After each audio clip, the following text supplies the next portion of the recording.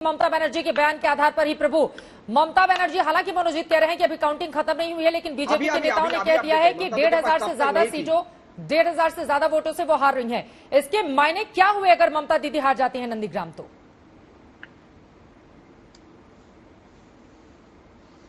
635 का अपडेट मैंने बता दिया, अभी तक कंक्लूडेड नहीं हुआ। प्रभु जी, आपकी स्क्रीन म्यूट है, आप उसको ऑन कर लीजिए, आपकी आवाज नहीं आ रही है हम तक। मैं ये मान के चल रहा हूँ, ममता जी ने खुद कहा है कि वो चुनाव के डिफीट को एक्सेप्ट करती हैं। अब रिजल्ट क्या आता है हम वेट करेंगे उसके लिए। परंतु हमारे एग्जिट पोल में एक बात कही थी कि हमारे गुप्ता जी ने कि चुनाव वो हार सकती है। तो मैंने मजाक भी किया था कि अगर चुनाव वो हार गई तो शायद बीजेपी को 200 सीटें मिलेगी। वो तो नहीं हुआ, परंतु मुख्यमंत्री पहली सिटिंग चीफ मिनिस्टर हैं जहां जिनकी पार्टी ऑलमोस्ट 2/3 मेजोरिटी पे आ गई है और वो खुद हार गई है। सीट बहुत मुश्किल थी, जैसे उन्होंने कहा कि सेक्रीफाइस करना पड़ता है कुछ लिए, इसलिए वो वहां जाकर के बैठ गई थी, जिसकी सिंपैथी भी उनको मिल सकती है बाकी स्टेट्स बाकी जगह के ऊपर। क्योंकि अल्टीमेटली वोट तो ये मान के चलना होगा कि ममता चाहे खुद हार गई हो, परंतु उनके नाम से बाकी 217 कैंडिडेट जीत रहे हैं या 212 जीत रहे हैं, ये तो स्पष्ट हो रहा है। पहले से ज्यादा उनको सीटें मिल रही हैं और उन्होंने अनाउंस भी कर दिया कि मैं स्वेरिंग करने चली आ रही हूँ। अभी एमएलए की मीटिंग नहीं हुई, इसका मतलब ये है कि उनका वर्चस्व पार्टी के ऊपर बना हुआ है। तो उनका हारना ना हारना ये कोई मायने नहीं रखता, क्योंकि उनकी पार्टी उन्हीं के नाम पर जीती हुई है। ममता बनर्जी अगर नहीं होती क्या पार्टी जीत जाती? इसलिए उनकी हार में भी उनकी जीत है। जैसे बीजेपी भी अपने हार में अपनी जीत को दिखा रही है कि हमारी 3 सीटें थी, उसके बाद 75 हो गई, 78 हो गई। हालांकि 121 सीटों पर उन्होंने लीड किया था 2019 के अंदर। तो ये हर पॉलिटिकल पार्टी का एक स्ट्रैटेजी होती है कि जीत को हार में और हार को जीत में बदलना कैसे होता है। मेरे को लगता है कि ममता बनर्जी की हार एक पॉलिटिकल दृष्टि से, एनालिस्ट की दृष्टि ये है, बड़ा इंपॉर्टेंट एक हिस्ट्री के अंदर चैप्टर रहेगा कि हारने के बाद वो मुख्यमंत्री बनी।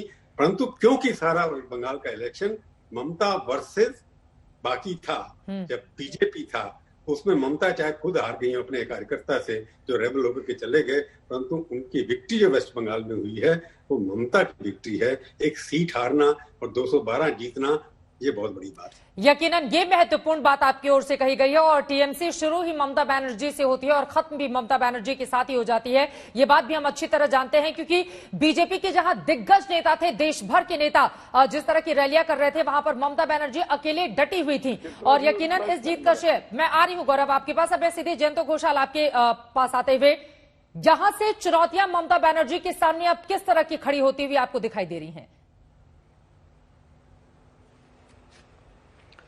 देखिए, 2-3 बातें हम बहुत संक्षेप में बोलना चाहूंगा। नंबर 1 है कि ममता बनर्जी आज जो प्रेस कॉन्फ्रेंस किए हैं वहां ये भी बताया कि कल 3-3:30 बजे और एक प्रेस कॉन्फ्रेंस करेंगे और बहुत ही जल्दी ओथ टेकिंग सेरेमनी हो जाएगा और पार्टी का मीटिंग कल होगा। मुझे लगता है कि ममता बनर्जी नंदीग्राम के बारे में जैसे आप कह रहे हैं, मैं आपके साथ सहमत हूं कि काउंटिंग अगर खत्म हुआ है या नहीं हुआ है, ममता जी उसके पहले ही अभी ये कह दिए हैं कि हम मतलब वो जो डिफीट है वो मान के चल रहा हूं। और ये भी बताया, बंगला में बताया, शायद आपने फॉलो नहीं कर पाए, बोले हैं कि हम इलेक्शन कमीशन के खिलाफ नंदीग्राम के चुनाव को लेके केस करेंगे, बिल्कुल कोर्ट में जाएंगे और इसको इन्वेस्टिगेट कराएंगे। क्योंकि मुझे लगता है ममता जी के बहुत सारे चैलेंजेस है, जैसे अभी वायलेंस आ गया है, कोरोना आ गया है, और मुझे लगता है कि एंटी इनकम्बेंसी वास्तव है, ऐसे नहीं है कि एंटी इनकम्बेंसी नहीं था। तो अभी वो जो फॉल्ट लाइंस है, जो तोलाबाजी से लेके भ्रष्टाचार, अभी सबको एड्रेस करना और पश्चिम बंगाल को आगे बढ़ाना, ये बहुत बड़ा एक चैलेंजेस आ गया है। और शुभेंदु अधिकारी शायद लीडर ऑफ द अपोजिशन बन जाएंगे अभी। तो इसीलिए अभी और इतने सारे नंबर ऑफ एमएलए विधानसभा में होंगे, मुकुल रॉय भी होंगे, तो मुझे लगता है कि अभी खेल खत्म नहीं हुआ, एक नई खेल बीजेपी के तरफ से भी शुरू होगा। अभी तो मतलब बीजेपी लॉन्ग टर्म पॉलिटिक्स करते हैं, तो जो परसेंटेज ऑफ वोट बढ़ा है, जैसे बीजेपी का ग्रोथ हुआ है, अभी लेफ्ट कांग्रेस को खत्म करके राइट विंग ऑपोजिशन पहली बार पश्चिम बंगाल में हुआ, लेफ्ट विंग रेडिकलिज्म को खत्म करके राइट विंग ऑपोजिशन। तो ममता को ये सब फेस करना पड़ेगा।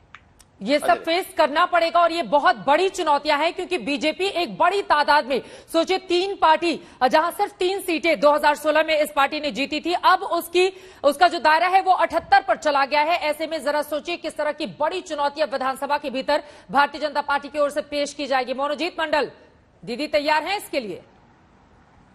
दीदी तो बिल्कुल तैयार है। She has already taken charge.